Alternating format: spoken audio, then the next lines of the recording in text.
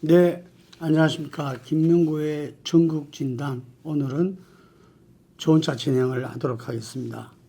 오늘 윤석열 대통령은 지난 12월 3일 12.3 계엄 사태에 관련해서 담화를 내놓았습니다. 오늘은 12.12입니다. 최근에 12.12 전두환 군사 반란에 해당하는 영화 서울의 봄이 1000% 이상 IPTV의 조회수가 넘었다 합니다. 그런데 오늘 내용 담화에 보면은 윤석열 대통령은 현재 12.3 계엄 사태의 정당성을 계속 주장하면서 내란 혐의를 전면 부인하는 내용이 담겼습니다. 저는 사실 오늘 담화를 보면서 마지막에 제2 비상계엄을 선포하지 않을까. 오늘 굉장히 길게 했습니다. 지난번 3차 담화는 아주 짧게 이 소트 담화다 할 정도로 2분이 채 안 됐는데 오늘은 길게 했습니다. 그래서 그 길게 하는 가운데 마지막에 제2 비상계엄을 선포할까 두려움 속에서 담화를 지켜봤습니다. 시종일관 본인의 지난 비상계엄의 정당성을 이야기하고 내란 혐의를 전면 부인하는 것이었습니다. 오늘 이 담화는 왜 했나 생각을 해보았습니다. 우선 그 시각에 국민의힘은 의원총회가 열렸습니다. 새로운 원내대표를 뽑기 위함이었죠. 그 결과는 권성동 의원이 72표를 받아서 국민의힘 의원 3분의 2에 해당되는 표를 받아서 원내대표에 당선되었습니다. 그 목적이었다면 그 목적은 성공했다고 볼 수 있겠습니다. 또 하나는 그래도 윤석열 대통령을 아직 지지하는 그 지지층을 결집하려고 하는 많은 사람들이 혹평했지만 극우 보수 유튜브의 방송을 보는 듯 했다 하는 이야기들이 많습니다. 이게 바로 지지층을 결집하려고 했다.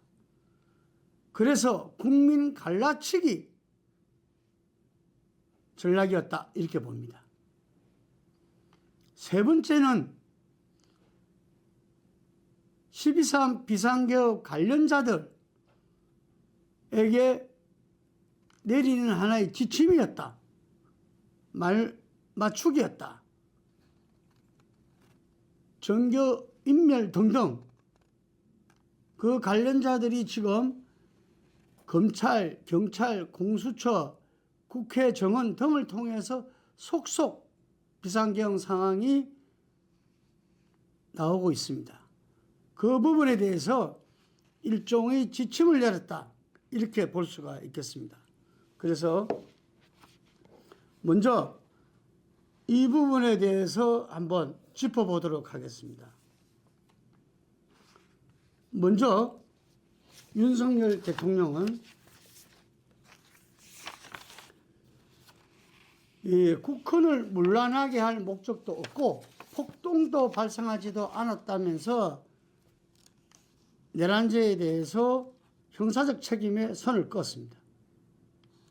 현재 좀 전에 말씀드린 수사기관들이 그리고 앞으로 상설특검, 일반 특검에서 내란죄의 내란 수개로 전방위적인 수사가 벌어질 예정입니다. 그래서 오늘 이 담화에서 밝힌 논리대로 무혐의를 주장할 것으로 관측됩니다. 그런데 오늘 본인이 이야기한 대로 계엄은 나라를 살리는 비상조치였다. 내란 행위로 보는 것은 우리 헌법과 법체계를 심각한 위험에 빠뜨리는 거다. 국회에 계엄군이 투입된 것에 대해서는 질서 유지에 필요한 소수의 병력만 투입하고 실무장은 하지 말고 국회 계엄 해제 의결이 있으면 바로 병력을 철수시키라고 했고, 실제로 국회 해제 결의가 있을 때 바로 철수 명령을 내렸다. 이렇게 이야기하고 있습니다. 가령 그러한 것입니까? 우리는 지금 이 관련자들의 각종 수사기관에서의 어떤 진술과 국회에서 진술, 심지어 본인들의 양심선언 등에서 이날 비상계엄에 대해서 퍼즐이 맞춰지고 있습니다. 물론 종합적인 것은 종합적인 수사에 의해서 지금 합동수사본부 이야기도 나오고 상설특검이 운영되고 일반 특검도 실시가 된다면 종합적인 수사 결과가 나오리라 봅니다. 그런데 이번 비상계엄은 온 국민이 TV 생중계로 다 봤습니다. 그래서 정원 자체가 온 국민인 것입니다. 정말 손바닥으로 하늘을 가리는 거나 마찬가지입니다. 비상계엄 선포 3시간 전에 전 조지호 경찰청장, 김봉식 서울경찰청장을 종로구 삼청동 대통령 안전가라고 부르죠. 불러서 계엄 선포 이후에 장악해야 될 기간 등을 정을 A4 문서를 전달했다. 조지호 경찰청장은, 전 경찰청장은 이를 집사람이랑 의논해서 지지사항이 당권 문헌을 찢어버렸다고 진술을 하기도 했습니다. 이 문서에는 국회, MBC, 여론조사 꽃 등 계엄군이 장악해야 될 10여 곳의 기관 목록이 폭력되어 있었다고 합니다. 또한 조 청장은 6차례 전화를 걸어 국회의원 체포를 대통령이 지시했다고 합니다. 국회 문을 부수고 국회의원을 싸그리 끄집어내라 라는 취지의 지시가 있었다고 합니다. 이뿐만 아니라 이 여인영 국군 방첩 사령관을 되는 4월 총선이 지난 초여름에 여러 차례 계엄을 언급했다는 취지로 여 사령관이 검찰에 진술하기도 했습니다. 그래서 계엄 저지 표결을 막기 위해서 국회 통제 지시는 김 전 장관과 박안수 당시 계엄사령관 등이 조 경찰청장이 하달했고, 그래서 경찰 기동대가 국회 출입을 통제하면서 국회의원들이 국회에 들어가지 못하는 일이 생겼습니다. 물론 이 전모는 수사기관이 앞으로 정확하게 살펴봐야 됩니다. 이게서 이른바 이 대통령의 그 비상전화, 이거는 번호도 바뀌고 시간도 바뀐답니다. 그래서 그 서버를 확보해야 되는 문제가 있다고 합니다. 국방부 장관, 전 국방부 장관 김용현 장관의 이 비상폰과 보안폰이죠. 서버는 이미 확보했다고 합니다. 저는 이러한 것들이 점점 더 수사기관의 진행에 따라서 드러날 것임에도 불구하고 대통령이 며칠 동안 집가하다가 오늘 녹화를 통해서 이런 담화를 발표를 왜 했는지 제가 앞에 말씀드린 바 있습니다. 그리고 어제도 제가 말씀드렸지만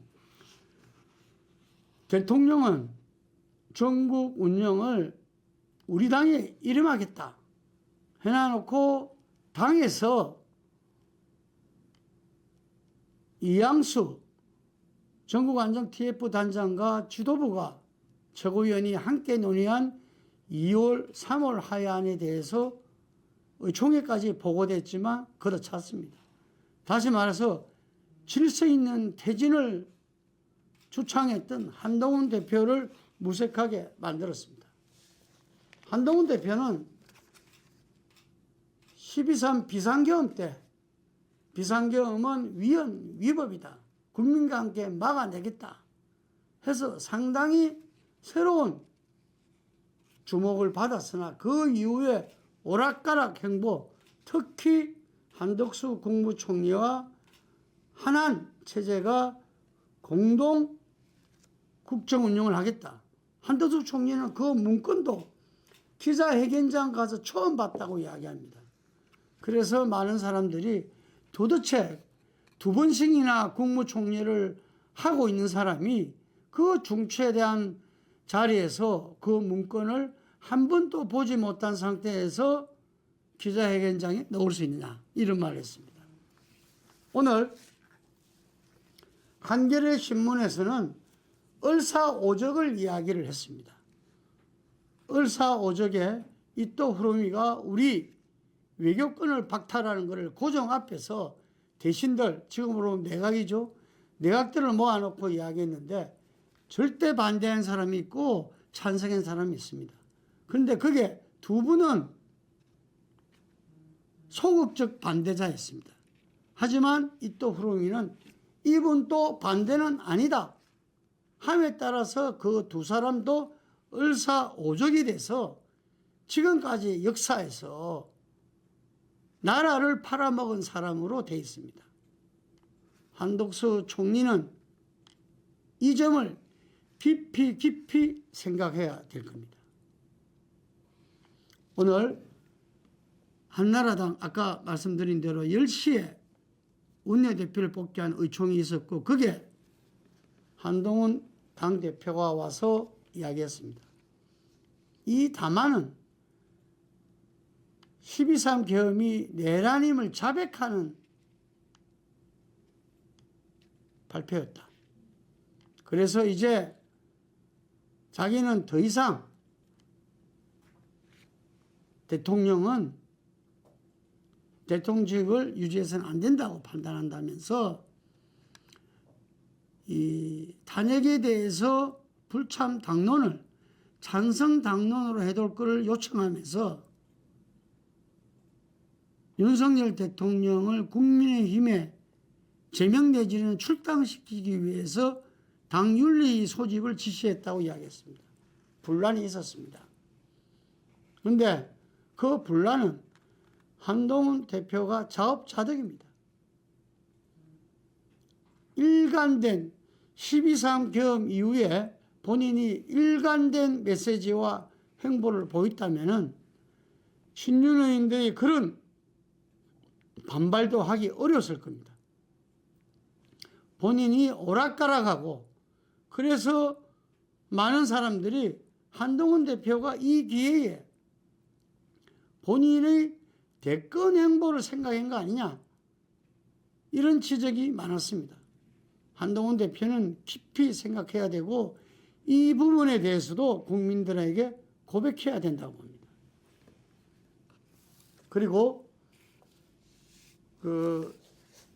어제 윤상현 의원이 국회 본회의에서 97년 내란제 판례를 이야기하면서 의장님께서도 대법원 판례 검색을 해봐라, 뭐 이런 식으로 이야기를 하면서 비상계엄은 대통령의 통치행위이다 라고 하면서 이것은 내란죄가 아니라는 이야기로 했습니다. 하지만 이 97년 대법원 판례는 이 부분에 이런 말 때문에 아마 이 윤상현 의원이 그걸 이야기를 했는 모양인데요. 하지만 이게 따르면은 비상계엄이 국헌 문란의 목적을 가지고 있다면 사법심사의 대상이 될 수 있다고 명시되어 있습니다.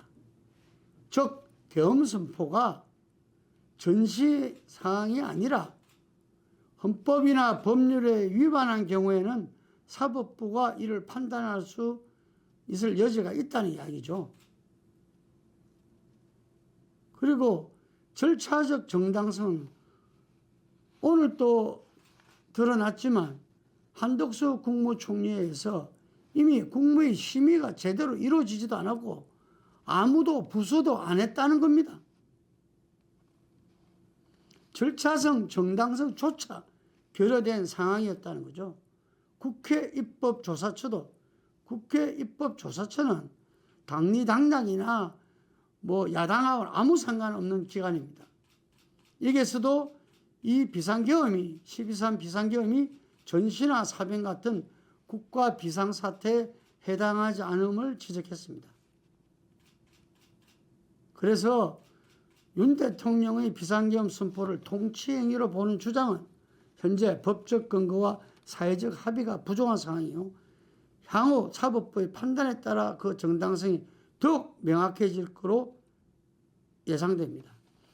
72년 박정희의 비상계엄 포고령 그리고 79년 부마 민주항쟁 당시 박정희 정권이 선포한 계엄령 모두 계엄 활동을 갖추지 못한 위법한 조치라고 판결 났던 사항이 있습니다.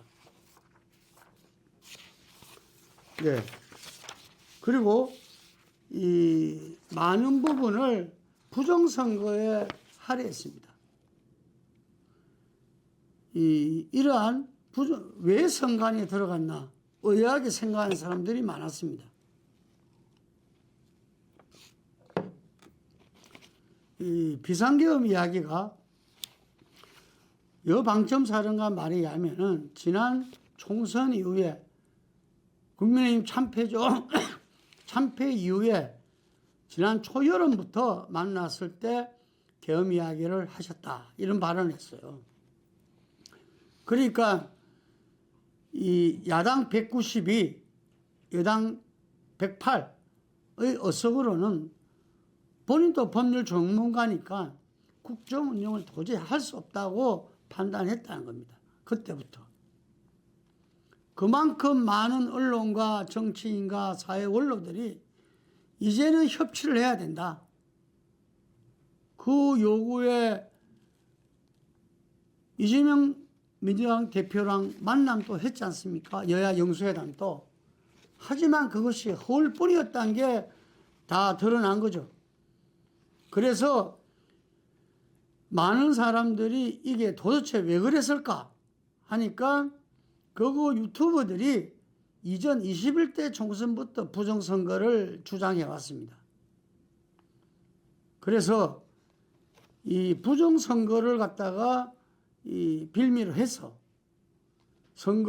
선관위 서버 등 물증을 확보하고 관련자들을 체포하고 없을 경우에는 증거를 조작해서라도 부정선거의 수사를 발표해서 법적 절차, 선거무효 별도 절차를 진행해서 선거무효를 확정하고 총선을 재실시하려고 했던 거 아닌가 하는 이런 이 합리적 의심을 할 수밖에 없다는 거죠. 안 그러면은 선관위에 들어간 이유가 없습니다.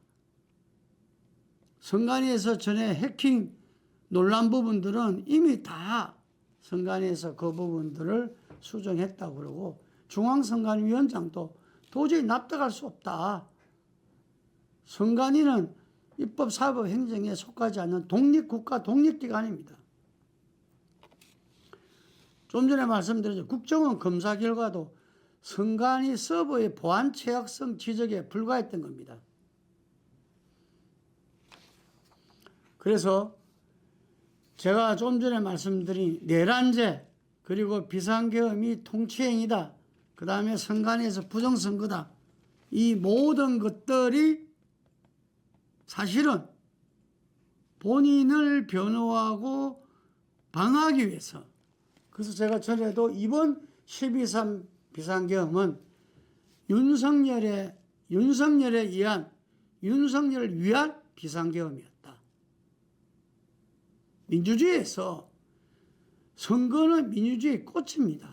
선거에 나타난 국민들의 민심을 받아서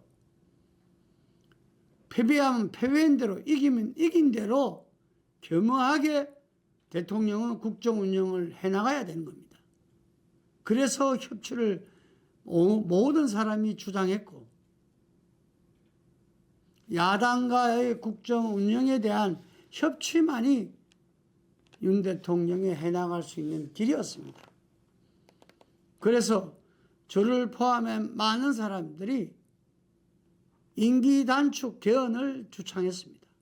윤석열 대통령이 그나마 역사에 남을 수 있는 것은 우리가 1987년 6공화국 개헌 이후에 30년이 지난 상태에서 여전히 제왕적 대통령적과 시대에 맞지 않는 헌법의 옷을 입고 있습니다. 그래서 임기 단축 개헌을 통해서 7공화국을 열어라 라는 부분들을 조언하기도 했습니다.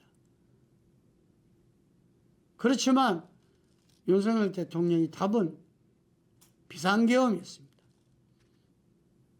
수많은 조치가 있고 할 수 있음에도 불구하고 군대를 동원해서 국회를 마비시키고 선관위를 통해서 총선 무효를 통해서 다시 선거를 치르겠다. 이런 계획이 아니었나? 라고 의심을 살 수밖에 없다는 거죠. 자, 앞에서 이야기했지만 이제 하야의 길도 본인은 걷어찼습니다. 내일 모레 12월 14일 2차 탄핵 국회 의결 시도가 있습니다. 그 전에라도 안철수 의원도 이야기했잖아요. 그 전에라도 하야한다면은 자기는 하야한다면 탄핵 절차가 필요가 없게 되는 거잖아요. 아직까지 시간은 있습니다. 하지만 국민의힘에 본인의 여당이고 본인의 대통령으로 만든 국민의힘을 걷어찼고 그리고 오늘 담화에서 보다시피 12.3 온 국민이 바라보고 정말 가슴 아파하고 또 분노하는 지금 여의도 탄핵 집회에 보면은 20대들이 난립니다. 20대 특유의 어떤 그런 문화 집회가 열리고 있습니다. 시험 준비를 하는 학생들은 집회를 하면서 시험 공부도 같이 하고 있다고 합니다. 지금 여론조사에 의하면은 국힘의 지지 기반 윤석열 대통령을 그래도 끝까지 지지했던 TK 지역 70대 이상조차도 탄핵에 압도적으로 찬성하고 있습니다. 마지막 남은 기회 끝은 아닌 겁니다. 하지만 이제 공은 국민의힘에 넘어왔습니다. 현재 국민의힘은 7분이 찬성 의사를 표시했습니다. 안철수 의원, 김예지 의원, 김상욱 의원, 김재섭 의원, 조경태 의원, 한지아 의원, 진종호 의원까지 7분이 탄핵 찬성하겠다. 윤석열 대통령의 하야가 없으면 탄핵 찬성하겠다. 여전히 지금 국민의힘의 당론은 오늘 권성동 의원이 이야기했듯이 탄핵 부결이고 그것도 불참하고 탄핵 부결인 겁니다. 이 당론을 엎으려면 당헌 당규상 3분의 2 의원이 찬성을 해야 이 당론을 바꿀 수 있다고 이야기하고 있습니다. 오늘 권성동 의원을 찍은 72표가 바뀌지 않으면 어림도 없는 숫자입니다. 근데 그 7분은 이 당론이 유지되더라도 자기들은 본회의장 들어가서 찬성하겠다. 한 명이 이제 부족한 상태입니다. 8명에 비하면. 그런데 상설 특검 표결이 어제 이루어졌습니다. 찬성이 무려 210명이었습니다. 일반 특검 표결에 국민의힘 5분이 가세했습니다. 그래서 찬성이 195명으로 통과되었습니다. 김건희 특검에 4분이 찬성하고 2분이 기권했습니다. 여기서 7분에 속하지 않는 분들이 계십니다. 권영진 의원, 김용태 의원,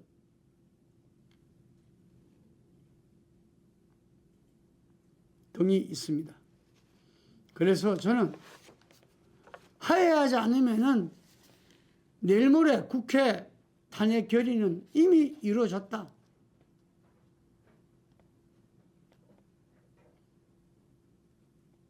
지난번 박근혜 탄핵과는 다르다고 누차 이야기했습니다. 당신은 대통령이 권한 남용이 주였습니다. 그리고 탄핵할 때 특검 수사는 이루어졌지만 거기에서 드러난 사항은 거의 다 권한 남용 사항들이었습니다.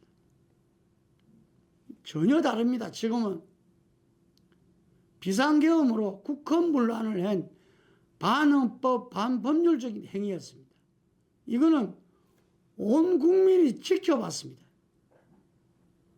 그래서 당시에 120여 명의 새누리당 의원 중에서 60여 명이 탄핵에 찬성해서 전체 234명, 234 분이 3분의 2가 훨씬 넘게 국회 탄핵이 의결된 것입니다.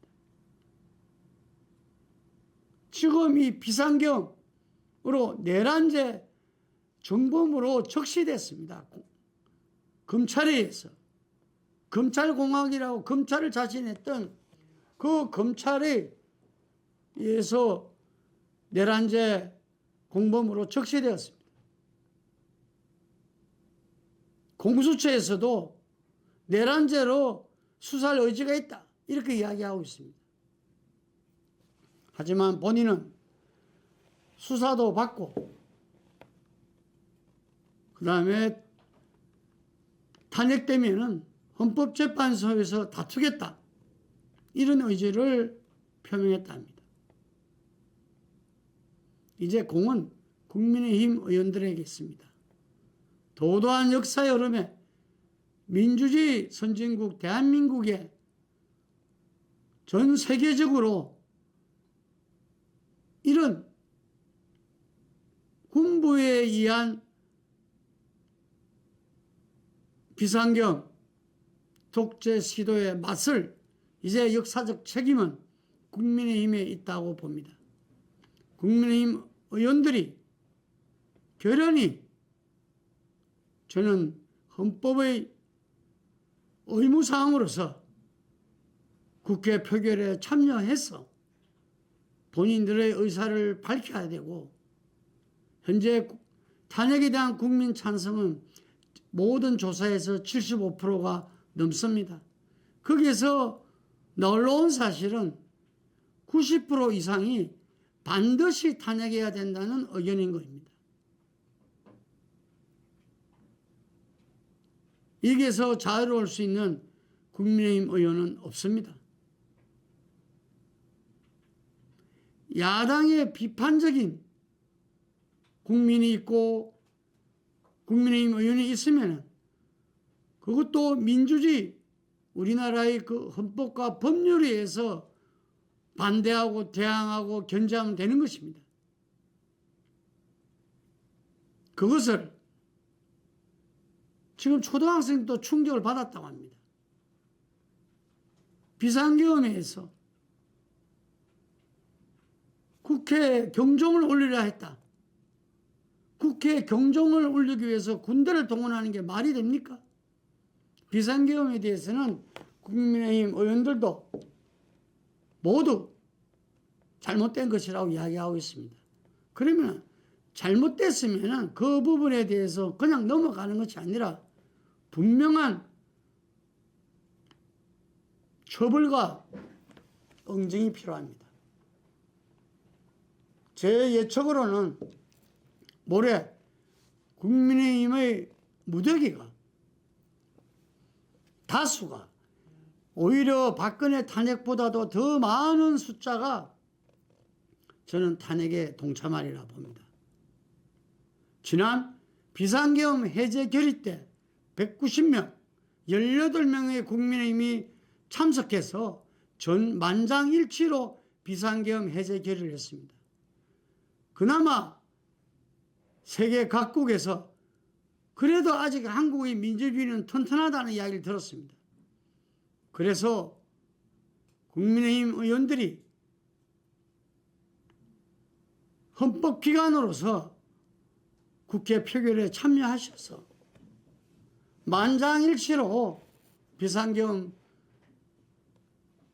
내란죄를 온 국민한테 보여준 대통령 탄핵에 동참해야 하지 않나 생각합니다. 오늘 여기까지 하겠습니다. 감사합니다.